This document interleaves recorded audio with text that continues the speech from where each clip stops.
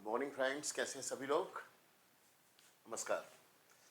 Operating system मतलब मैं आपको कंप्यूटर के चैप्टर्स में कुछ चीज़ें बताना चाह रहा हूँ इंग्लिश के साथ साथ। तो ऑपरेटिंग सिस्टम क्या होता है? जो आपके कंप्यूटर को चलाता है। भाई कंप्यूटर क्या है? एक हार्डवेयर डिवाइस है। उस हार्डवेयर डिवाइस को रन करने के लिए हमें एक सॉफ्टवेयर की जरूरत होती है। एक ऐसा सॉफ्टवेयर जो उन हार्डवेयर के साथ एक प्रॉपर कॉम्बिनेशन बना सके।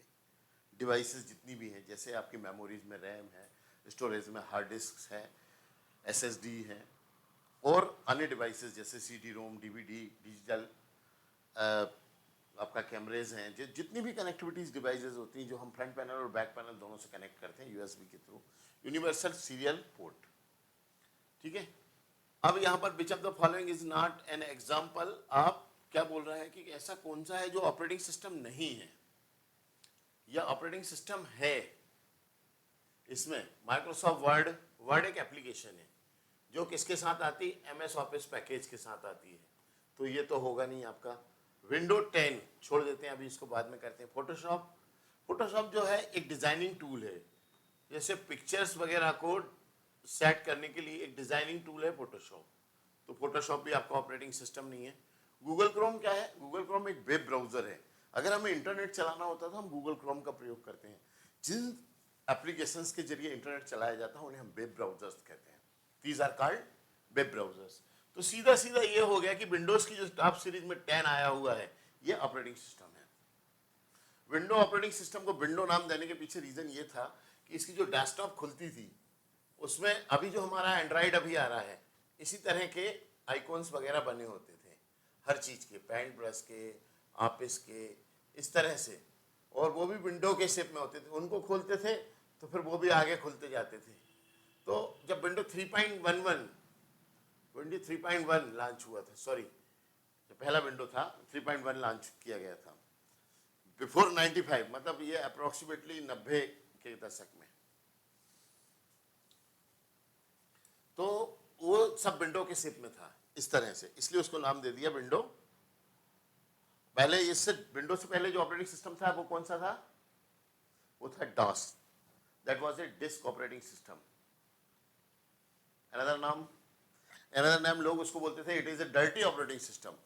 Really it was a dirty operating system. जब बिल गेट्स ने इसको खरीदा और माइक्रोसॉफ्ट कंपनी ने इसे खरीदा, उससे पहले ये एमएस डॉस इसी तरह कुछ चलता था, पर उसमें बहुत सारे चेंजेस करके उसको अपडेट करके उससे काफ़ी स्टैंड भी बनाया और फिर कंप्यूटर्स को रन करने में काफ़ी मदद मिली। पर ये GUI अपनी था, ग्राफिक्स यूजर इंटरफेस नहीं था, सिर्फ टेक्स्ट बेस्ड था और लाइन बेस्ड था, कमांड लाइन चलती थी इसमें। ओके। और तो हमारा आंसर हो गया 10th विंडो। इसमें से कौन सा ऐसा फंक्शन है विच of the following is not a function of an operating system. इसमें से कौन सा एक फंक्शन है जो ऑपरेटिंग सिस्टम नहीं है? तो मेमोरी मैनेजमेंट, रैम वगैरह होती है हमारी, स्टोरेज वगैरह हम यूज करते हैं, तो ये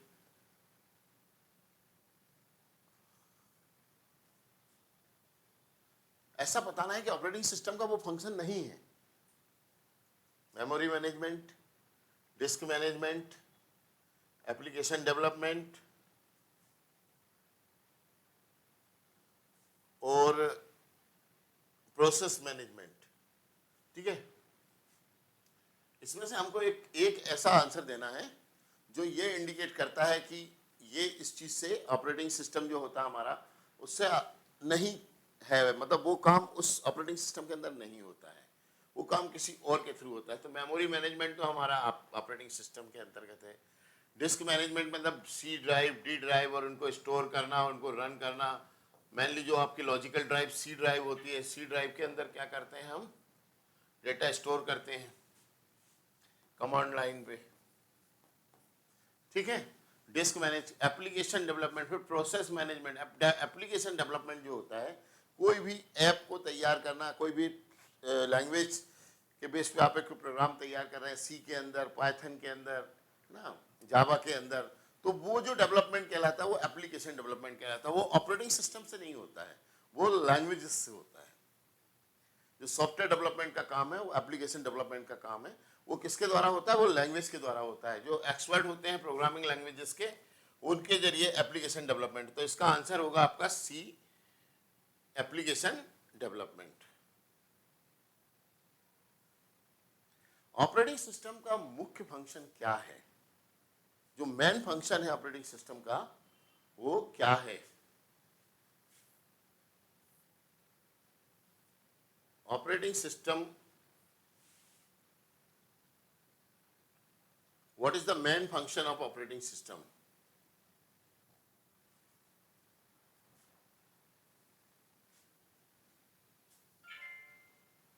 Received 2,000 rupees on Google Pay for business. Please, sir. हाँ, what is the main function of an operating system? Operating system का जो मेन फंक्शन है वो क्या होता है? To manage resources of a computer, सही है। टू कंपाइल प्रोग्राम, प्रोग्राम को कंपाइल करना, नहीं। प्रोग्राम को कंपाइल करना, to run antivirus software, antivirus तो ऑटोमेटिक चलता है, वो अलग से डलता है। टू एडिट डॉक्यूमेंट, डॉक्यूमेंट पे प्रोसेस है, प्रोसेस में काम होती है। ये to manage resources of a computer, जैसे आपकी पेन ड्राइव है, सीडी ड्राइव है, हार्ड डिस्क है, इन सारे रिसोर्सेज को जो मैनेज करता है वो जो होता है वो आपका ऑपरेटिंग सिस्टम होता है। वो ऑपरेटिंग सिस्टम के अंतर्गत ही मैनेज होते हैं ये सारी चीज़ें।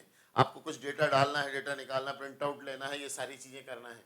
तो जितने भी रिसोर्सेज हैं, प्रिंटर्स हो गया, इनपुट डिवाइसेस, आउटपुट डिवाइसेस हो गई, कोई चीज़ आपको स्कैन करके डालना, कोई म्यूजिक आपने तैयार किया उसको कंपोज करके डालना, सोशल मीडिया रन करना आपको, तो ये सारी चीज़ें क्या होती है, रिसोर्सेज जितने भी होते हैं आपके, इनपुट डिवाइसेस हो चाहे आउटपुट हो, जो अदर फंक्शंस हो, उन सबको यूज करते हुए, चाहे आईओ हो। आईओ क्या होता है?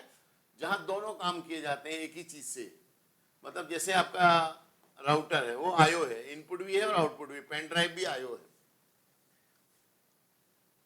जिससे दोनों काम किए जाते हैं वो आईओ होता है, इनपुट डिवाइसेस। ठीक है, नेक्स्ट अब देखिए आपका नेक्स्ट क्वेश्चन।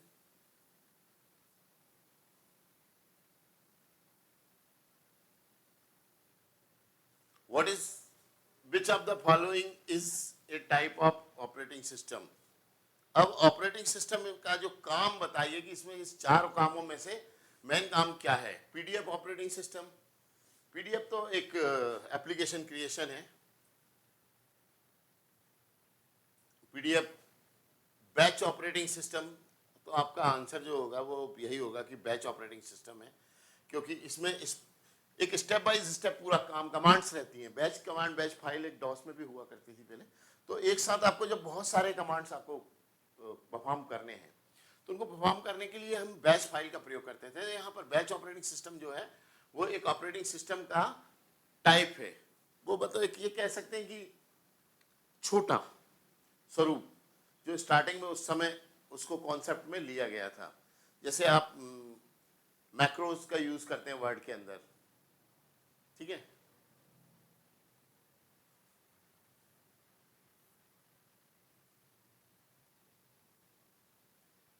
ओपन सोर्स ऐसा ऑपरेटिंग सिस्टम जो बिल्कुल ओपन सोर्स है, मतलब आप जाओ, आप अपने हिसाब से उसको सेट कर सकते हो। भाई मुझे इस प्रोग्राम को ऐसे चलाना, तो विंडो आप सब लोग जानते हो कि विंडो रिस्ट्रिक्टेड है, वहां पे नहीं होता है ऐसा। मैक किसका है? एप्पल कंपनी का जो है वो मैकिन्टोश है। एप्पल जो है उसका मैक ओएस है, और विंडो आपके मोबाइल में चलने वाला है एंड्रॉयड। तो एक लाइनेक्स ही बचा जो ओपन सोर्सेज है, और इसलिए इसके ऊपर कोई भी लेन देन यूज नहीं किया जाता है। या तो आप इसको बहुत स्ट्रांग भी बना सकते हो, आपको एक प्रिंट आउट भी देना हो तो आप उसमें कमांड डालिए तभी प्रिंट आउट निकलेगा। ये लाइनेक्स का फायदा है। या उसको आप जैसा चाहे वैसा कर सकते हैं, तो इसीलिए इसको ओपन सोर्स नाम दिया गया लाइनेक्स को।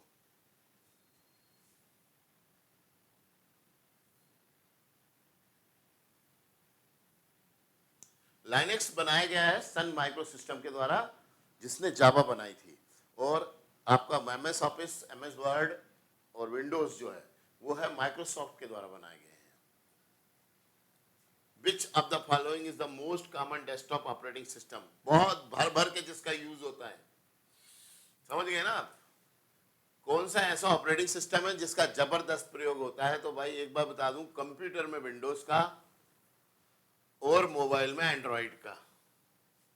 आंसर दो तो होंगे नहीं, आंसर तो एक ही होगा, विंडो। तो विंडो का सर्वाधिक प्रयोग किया जाता है, ठीक है।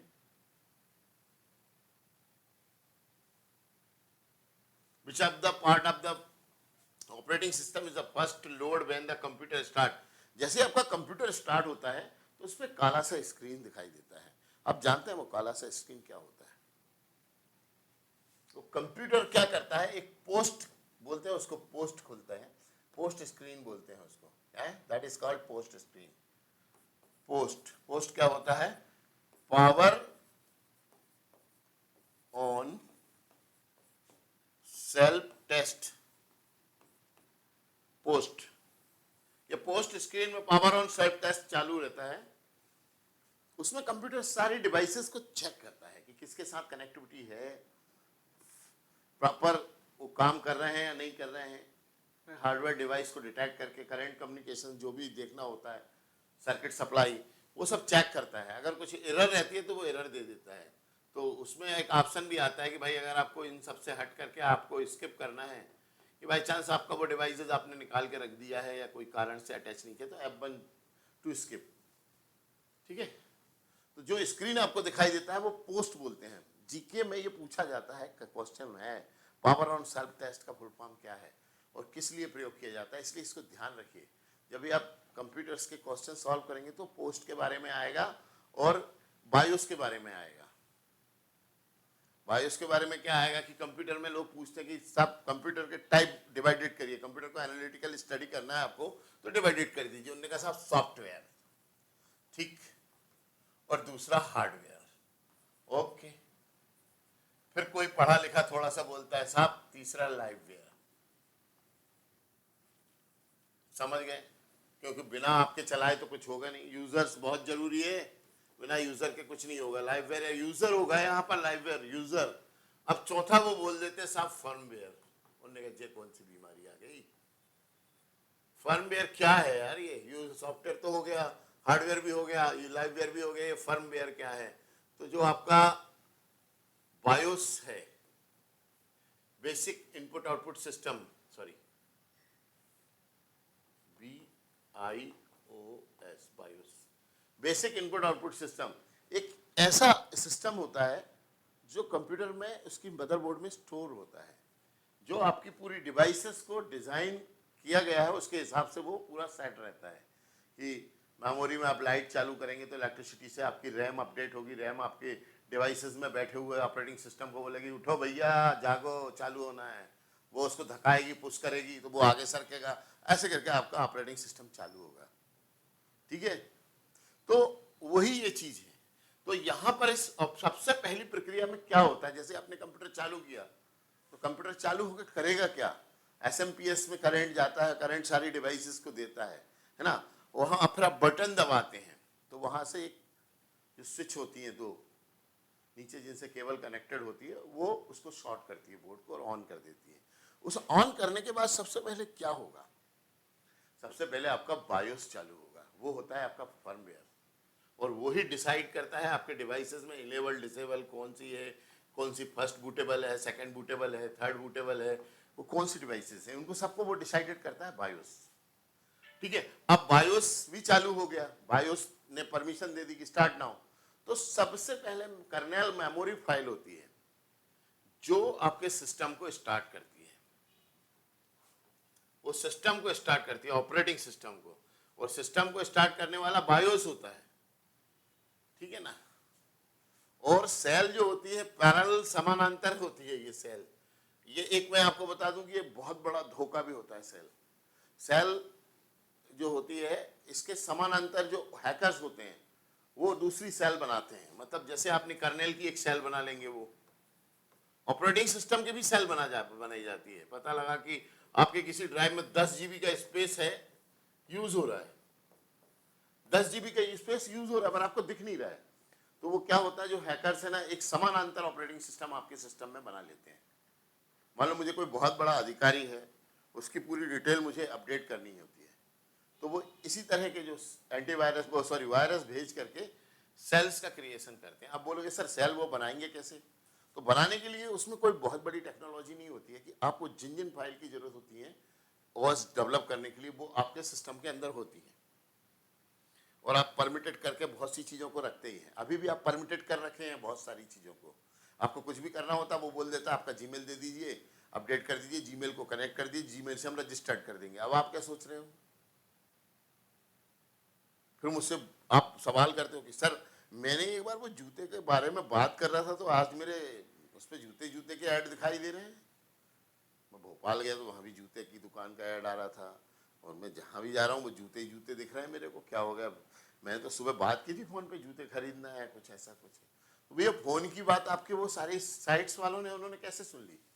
क्योंकि आपका डेटा ऑन है और बहुत सारी कनेक्टिविटीज जो है आपकी जुड़ी हुई रहती हैं इन सब चीज़ों से, इस कारण ही जुड़ी हुई रहती हैं। आपका सिक्योरिटी सिस्टम कमज़ोर है। अभी बीच में कुछ फ्रॉड कंपनियों ने छोटे छोटे लोन दे रखे थे और आपसे आपके आईडीज और ये सब रजिस्टर्ड कर लिए थे, फिर आपका पूरा डेटा निकाल लेते हैं, आपके पापा को, मम्मी को, सबको मैसेज करते हैं, फिर 4,000 के 40,000 वसूल लेते हैं कि आपके बेटे ने लोन लिया है, वो फर्जी है, वो फ्रॉड है, वो धोखेबाज है, बदतमीजी करते हैं, वो मैसेज करते हैं, आपके परिचितों को सबको व्हाट्सएप पे मैसेज करते हैं। तो उसका कारण ये नहीं है कि वो एक्सपर्ट और अव्वल हैं, इसका कारण ये है कि आपकी सिक्योरिटी सिस्टम खुले हुए हैं, आपके दरवाजे खुले हुए हैं। इसका कारण ये है। अगर आपकी सिक्योरिटी सिस्टम आपने टाइट कर रखी है और सारे सिक्योरिटीज लॉक अच्छे से हैं आपके अपने ऑपरेटिंग सिस्टम्स के, और आपने इधर उधर अपनी इंफॉर्मेशन नहीं शेयर कर रखी है, तो मुश्किल हो जाएगा, कोई आपको इस तरह की चीज़ें नहीं कर पाएगा। पर यह हुआ है कि आप एक दुनिया में ऐसे हैं कि वो फैब्रिकेटेड है, साइबर फैब्रिकेटेड वर्ल्ड के अंदर हैं आप। वहाँ उनके हाथ में सारी चीज़ें हैं, सारा डेटा उन तक पहुँच रहा है। आपने सुना भी होगा कि हमारे देश ने चाइना की कुछ कंपनियों को बैन किया है। वही पे आरोप लगा है कि वो वर्ल्ड में आरोप, अमेरिका और दूसरे कंट्रीज ने आरोप लगाया है वही के ऊपर कि वो हमारे प्राइवेट डेटा को शेयर करती है, और ये सब पॉसिबल है। चलिए आगे पढ़ाई करें अपन, क्योंकि अपना तो ऑपरेटिंग सिस्टम बहुत भारी हो जाएगा, मैं कुछ ज़्यादा अंदर हैकिंग वैकिंग पे ले गया सिक्योरिटी सिस्टम्स के ऊपर। चलिए आगे बढ़ते हैं।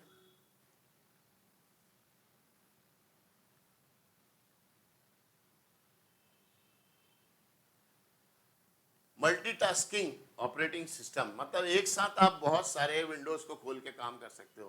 तो एमएस डॉस एक कमांड लाइन है तो इस पे होगा नहीं, ठीक है। None of the above the बिल्कुल गलत बात है भाई। हमारा विंडो 10 है, हमारे पास विंडोज हैं, जितनी भी विंडोज हैं आपकी, उन सबके अंदर तो एक विंडो 3.1 नहीं आता है। 3.1 के बाद जितनी भी आई हैं वो, उस समय तो हमारा हार्डवेयर कमजोर था तो 3.1 वगैरह इतना काम नहीं, पर आज हमारा हार्डवेयर बहुत स्ट्रांग है, तो हम एक साथ 4-5 टास्किंग एक साथ कर सकते हैं। मल्टीटास्किंग मतलब भाई उधर मैं पेन रेस्ट भी चल रहा हूँ, उधर मेरा गाना भी सुन रहा हूँ मैं, उधर से मेरा इंटरनेट पे मेल प्रोसेस भी हो रही है, तो ये सबको बोला जाता है मल्टीटास्किंग, ठीक है, एक साथ कई काम को संपन्न करना। तो विंडोज आपका आंसर है इसमें, सॉरी। ये GUI भाई, हम लोग जब कंप्यूटर पढ़ते थे तो बड़ा गजब की चीज आई थी ये। जब विंडो में आई तो हम लोग एक दुनिया में रहते थे जिसको हम बोलते थे काली दुनिया। डेस्कटॉप काला रहता था, कमांड रहती थी, टाइप करो, उस पर कुछ करते रहते थे। विंडो 3.1 आया और पहली बार हमने विंडो को देखा तो बड़ा अच्छा लगा भाई। उसमें फिर गाने वाने भी चलते थे, म्यूजिक प्लेयर्स भी आए, उसमें बहुत सारी चीजें आई, तो बहुत ही आनंदमय रहा। ग्राफिकल यूजर इंटरफेस, तो ग्राफिकल यूजर इंटरफेस क्या होता था? मतलब आप एक चीज है, डिवाइसेस, उसको उठा के चला सकते हैं। नहीं तो पहले क्या होता था, हमारा एक सी प्रॉम्प्ट होता था, प्रॉम्प्ट के ऊपर कुछ भी लिखना है, जैसे आपको एक फाइल बनाना है तो कॉपी, है ना, और क्रिएट करना है तो क्रिएट करके करना है, कॉपी करना है तो कॉपी RSK को DSK में करना है तो कॉपी कर दीजिए DSK। इस तरह से ये कमांड हुआ, इस तरह की कमांड हुआ करती थी, डास के ऊपर चलाते थे हम। MS DOS, विंडोज में भी बॉस, और बहुत दिनों तक विंडोज में भी चलता रहा, क्योंकि कुछ हार्डवेयर की जो बेस्ट कमांड्स होती थी वो इसके ऊपर बहुत अच्छी परफॉर्म होती थी। जब हम हार्डवेयर का वर्क करते थे तो ये चीज़ों के लिए हमें डॉस की बहुत मदद मिलती थी। तो ग्राफिकल यूजर इंटरफेस क्या होता है? आपको एक इंटरफेस देता है, आपको दिखाई दे रहा है, आपको पॉइंट करना है, आप पॉइंट कर सकते हैं, तो आप वहाँ पॉइंट कर सकते हैं, ठीक है। तो वो ग्राफिकल यूजर इंटरफेस का प्रयोग करते हैं। जैसे माउस जब आया वो, तो ग्राफिकल यूजर इंटरफेस के लिए सबसे सही चीज हुई हमारी माउस। इंटरेक्ट करने की सुविधा देता है। तो माउस और कीबोर्ड से जब हम काम करते थे, ड्रैग करना हो, कट करना, कॉपी पेस्ट करना हो, मूव करना हो, तो ग्राफिकल इंटरफेस में बड़ा मजा आता था कि भाई अब ये चीज़ यहाँ से वहाँ चली जाएगी। तो पावर पॉइंट के ऊपर काम करने में भी लोगों को अच्छा लगता था।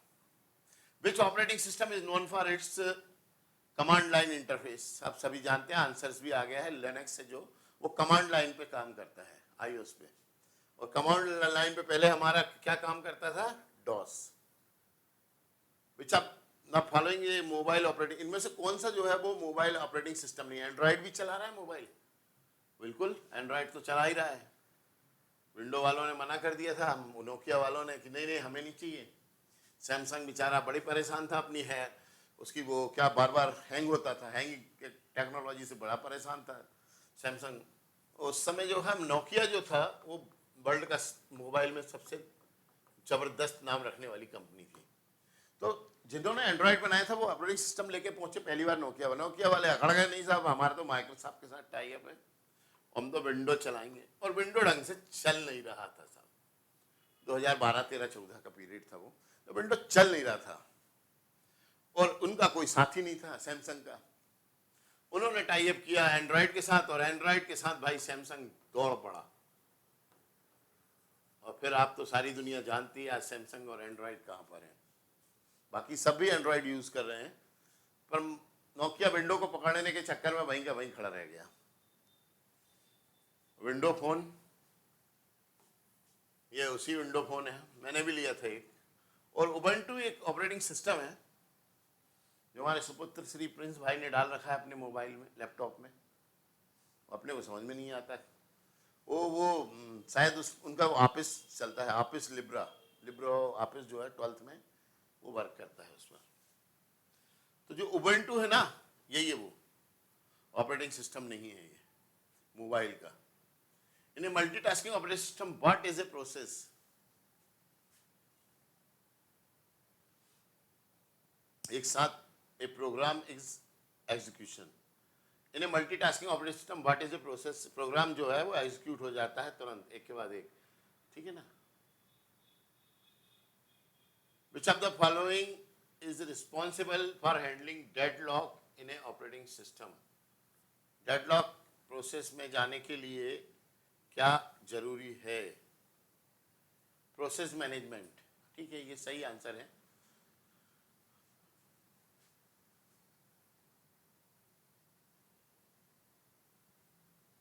इसमें से कौन सी चीज है जो ऑपरेटिंग सिस्टम का हिस्सा नहीं है?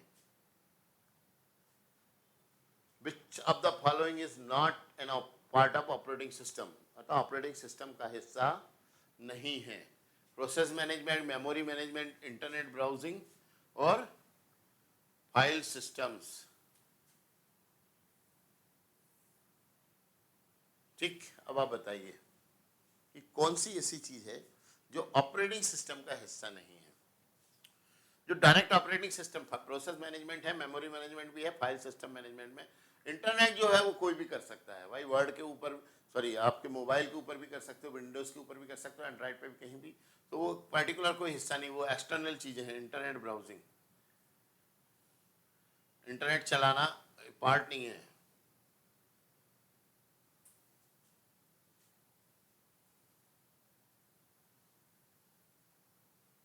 कौन सा ऑपरेटिंग सिस्टम है जो यूनिक्स बेस पे है? मैकिन्टोश जो है आपका वो यूनिक्स बेस पर है। इसमें से कौन सा नहीं है जो वो आपका क्या नहीं है? एमएस ऑफिस, जो माइक्रोसॉफ्ट ऑफिस है ना, वो डेफिनेटली ये Microsoft office, it is not an operating system, ये एक पैकेज है, ठीक है।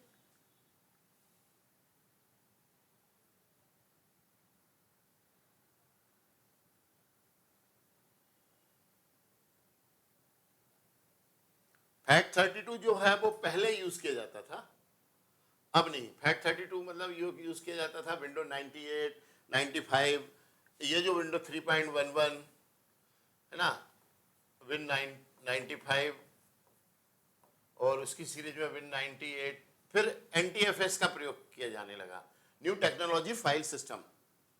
NTFS अभी जो जो फॉर्मेट है विंडो का यूज़ किया जा रहा है, मतलब जहाँ पर आप विंडो को स्टेब्लिश करते हैं, आपकी हार्ड डिस्क के ऊपर जो फाइल बनती है, सेट होता है, वो जो होता है आपका क्या होता है, NTFS होता है। और पहले क्या होता था, पहले FAT32 का ही प्रयोग किया जाता था।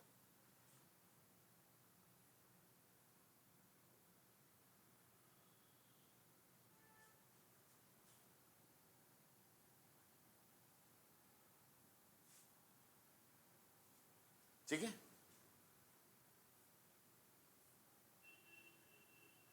रियल टाइम ऑपरेटिंग सिस्टम एक टेक्नोलॉजी है जो अभी आने वाले समय के लिए बनाई गई है, जिसमें आपकी गाड़ियां चलेंगी, आपके घर को मैनेज किया जाएगा।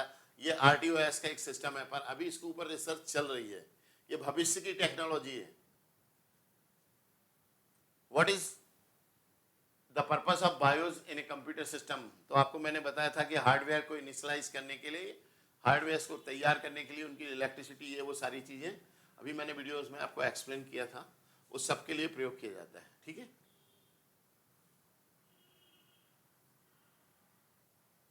और लास्ट क्वेश्चन है,